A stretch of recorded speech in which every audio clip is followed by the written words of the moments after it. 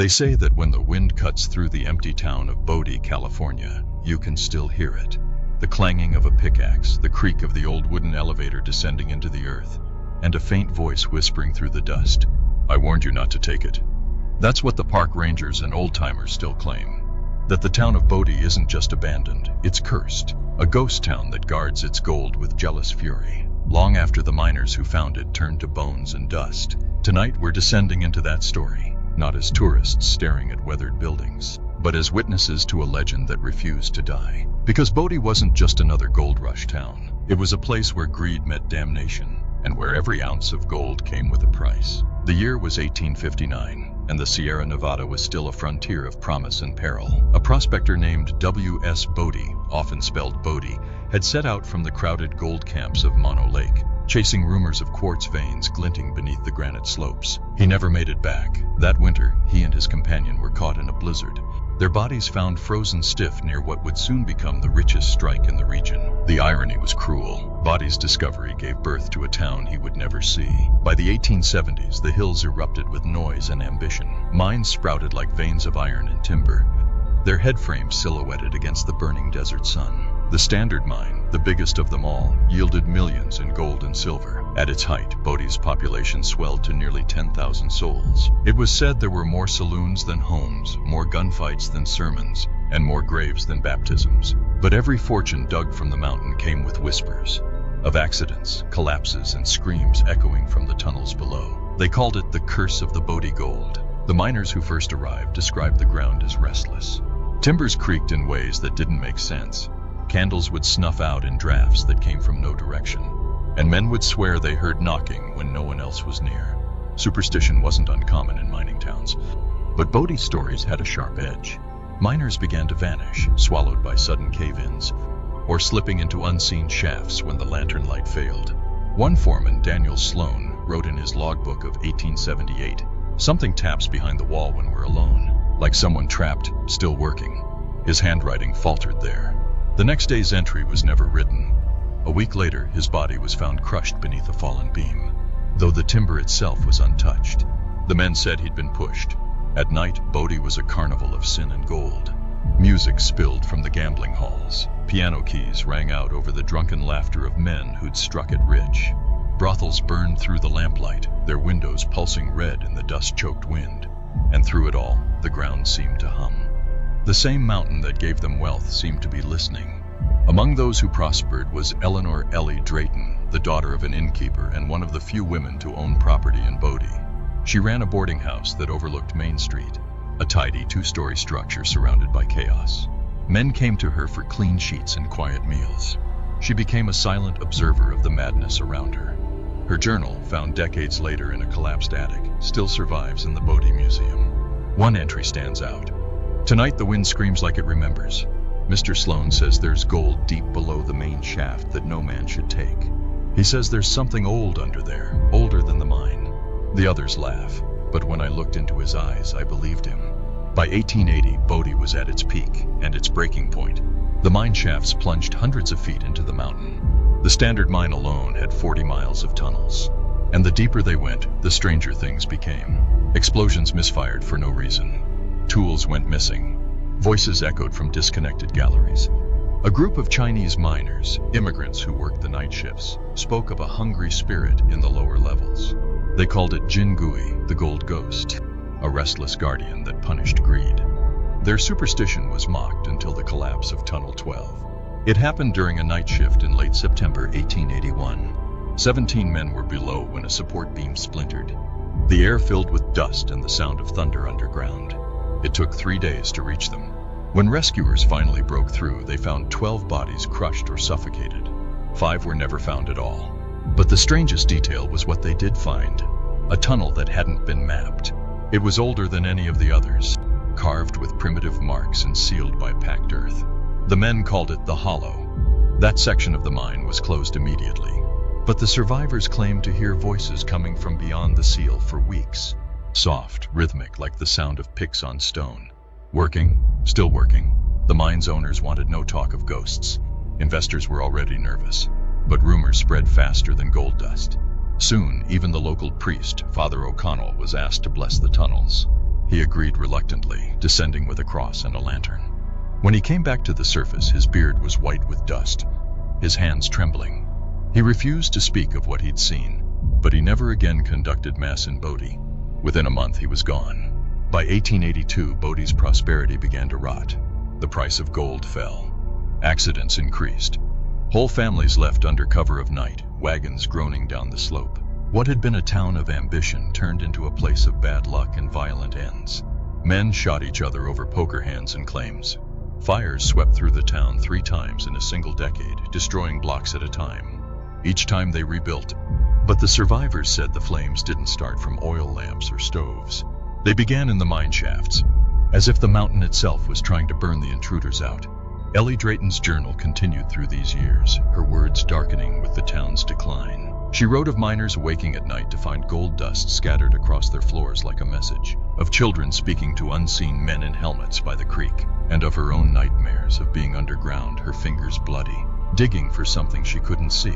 In one of her final entries, dated July 1884, she wrote, "There was a sound from beneath the ground tonight, a hollow moan, as though the mine itself was breathing. When I went to the window, I saw a light flickering in the shaft, but the mine's been closed since spring. If anyone's down there, they are not of this world." 2 days later, her boarding house burned to the ground. No one saw her again. By 1886, Bodey was dying. The gold was gone or too deep to reach. The population dwindled to a few hundred when the last of the mills closed. The once booming town became a skeleton, its saloons boarded, its windows hollow. And yet the legend didn't end there, because the men who left Bodey took something with them. The gold, and the curse followed. The first case was in Carson City, Nevada, 1891.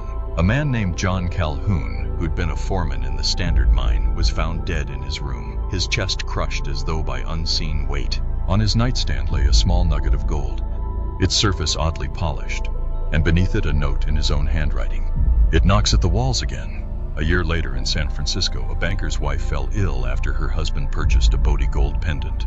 She spoke deliriously of whispers in the smoke. The pendant tarnished overnight, turning black. The next morning, the banker was gone, his carriage found overturned on the road to Stockton. The gold charm was missing. As word spread, Bodey became known not just as a ghost town, but as a place where even taking a pebble could invite disaster.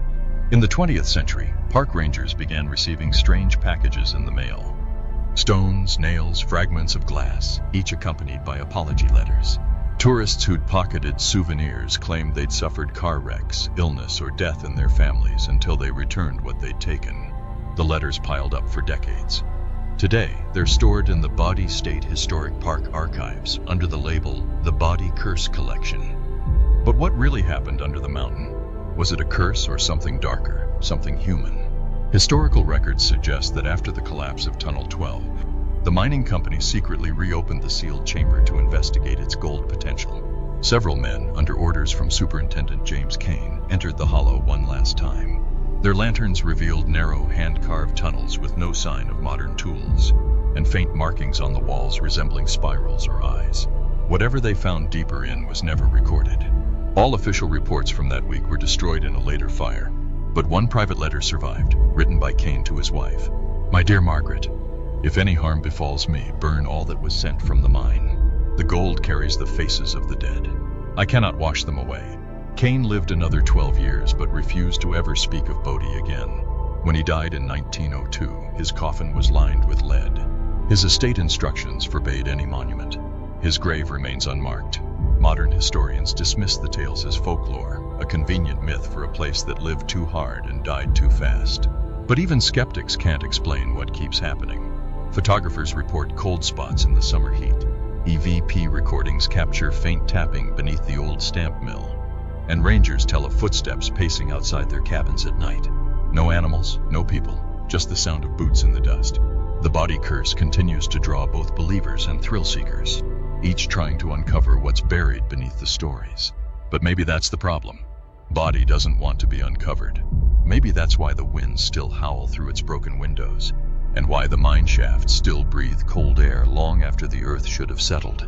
Because somewhere under those hills, beneath the collapsed beams and black tunnels, there's still gold, and perhaps something else, still guarding it. They call it a ghost town, but if you ever stand there, alone in the dead silence of dusk, you'll understand.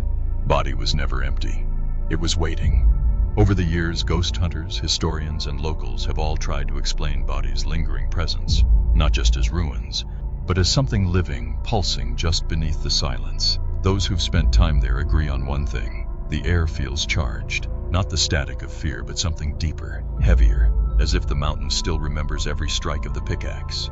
In the early 1900s, when Bodey officially became a ghost town, only a handful of caretakers and their families stayed behind. One of them was a man named William Billy Sharp, the last watchman of the Standard Mine. He lived there with his wife Clara and their 2 children in a shack near the old mill. For years, he reported hearing grinding sounds under the floorboards, even though the shafts had long since caved in.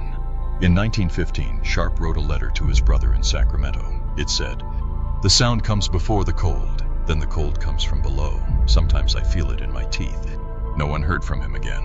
When a supply wagon arrived months later, they found the cabin door hanging open. The hearth was still warm.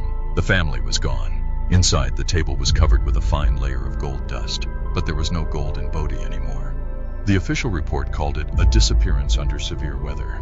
But old-timers who passed through afterward whispered that the mine had called them home. The 1920s brought photographers and scavengers. Bodey had become a curiosity, its decaying streets a time capsule of the Wild West. But the curse didn't rest. In 1928, a tourist from Los Angeles named Howard Kinney pocketed a single stone from the base of the Standard shaft. Within a week, his car veered off a bridge outside Lone Pine. His wife survived long enough to tell rescuers that her husband had screamed something moments before the crash, something about the voice in the back seat. The following year, Kinney's sister mailed the stone back to Mono County with a short note: "Please put this where it belongs." Park rangers say the box arrived wrapped in burlap with the faint smell of burnt metal. As Bodey transitioned into a state-protected historic site in the 1960s, rangers began documenting these returned objects in letters. By 1975, there were more than 200 in storage, everything from nails and bottles to chunks of quartz. Some were returned decades after being taken, each accompanied by handwritten pleas for forgiveness. One read, "I thought the stories were for tourists. Since I took this, nothing has gone right. Please, I beg you, let it rest." It wasn't just visitors. Even those who tried to preserve Bodey felt its resistance. In 1968, a small restoration team was hired to stabilize collapsing roofs. One worker, Joe Ramirez, fell through an attic floor of the Boone store and broke his leg. He later told local reporters that he'd felt a shove from behind. There was no one else in the room. His co-worker swore that just before Joe fell, all the dust in the air seemed to move upward, like the breath of someone invisible exhaling beneath the boards. When night came, they heard footsteps circling the cabin where they slept. Ramirez quit the next morning. He refused to set foot in Bodey again. For all its legends, Bodey's history is grounded in tragedy. It wasn't just a town of greed. It was a place of desperate survival. Miners worked 12-hour shifts for meager wages, inhaling arsenic dust and breathing damp air that corroded their lungs. Explosions were common, cave-ins even more so. The newspapers from 1879 read like obituaries. Man found dead in shaft. Explosion claims 2 lives. Body of miner recovered. And then there were the murders. Fights over claims, over poker debts, over women. Sheriff reports from that era mention more than 30 shootings in a single year. The body cemetery grew faster than the town itself. Some graves bore names, others just said unknown. It's no wonder that the people of Bodey believed the earth was alive. They spent their lives clawing at it, and it clawed back. By the early 20th century, Bodey's identity shifted from mining town to haunted relic. Writers and folklorists came in search of stories. In 1935, the San Francisco Examiner published a feature titled "The Curse of the Lost Gold," quoting an anonymous ranger who claimed to have seen a shadow with a lantern walking through the ruins on moonless nights. He described it as a miner in old clothes, his face eaten away by dust, still searching for his lost claim. Skeptics called it desert mirage, a trick of light. But the ranger's replacement later said he'd seen it too. Always near the old mine entrance, always silent, except for the faint sound of tapping echoing from beneath the dirt.